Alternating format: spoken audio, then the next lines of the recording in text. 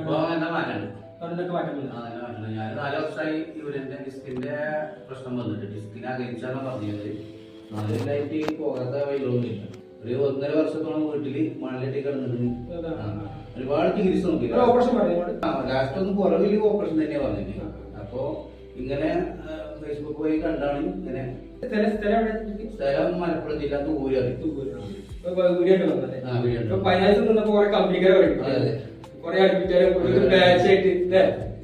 തൃശ്ശൂർക്കാര്, കാസർഗോഡ്, തിരുവനന്തപുരം, വയനാട് എല്ലാ ജില്ലക്കാരും കമ്പനി. ഇതിപ്പോ അലൈൻമെന്റ് പോലെ നമ്മൾ നട്ടല്ലോ കഴിഞ്ഞ സർവീസിലെ നമ്പർ അലൈൻമെന്റ് പോകും. നമ്മൾ എടുക്കുന്ന വർക്ക് കൊണ്ടും കടക്ക കൊണ്ടും കടക്ക വിഷയം ഉണ്ടല്ലോ, കടക്ക ഇടുന്ന ചെരുപ്പ്, ഷൂവ്, പിന്നെ കസാര, ഇതോടൊക്കെ അലൈൻമെന്റ് പോകും.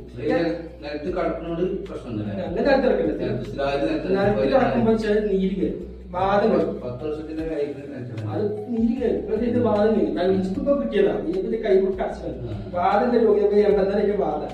വാദന്റെ രോഗം വീണ്ടും കൈ തന്നെ കടച്ചിട്ട് അത് ഞാൻ അങ്ങോട്ട് ചോദിച്ചു.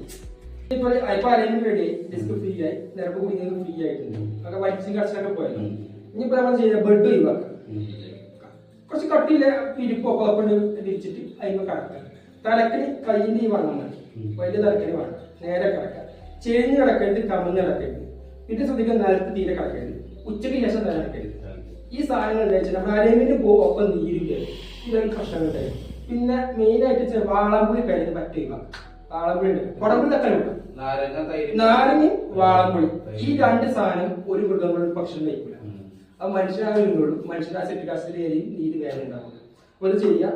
പിന്നെ ഞാൻ പറഞ്ഞ പോലെ പിന്നെ 1 മാസം ബോഡി സെറ്റ് ആകാൻ വേണ്ടി റെസ്റ്റ് കൊടുക്കണം. ബോഡി വീഞ്ഞ് ഇപ്പൊ സ്ത്രീകൾ ഈ പ്രസവിച്ച സ്ത്രീകൾ പോലെയാണ്. അതായത് വീഞ്ഞിന് തുടങ്ങിയപ്പോൾ തന്നെ അഡ്മിറ്റ് ആവണം, ആകാൻ പാടില്ല.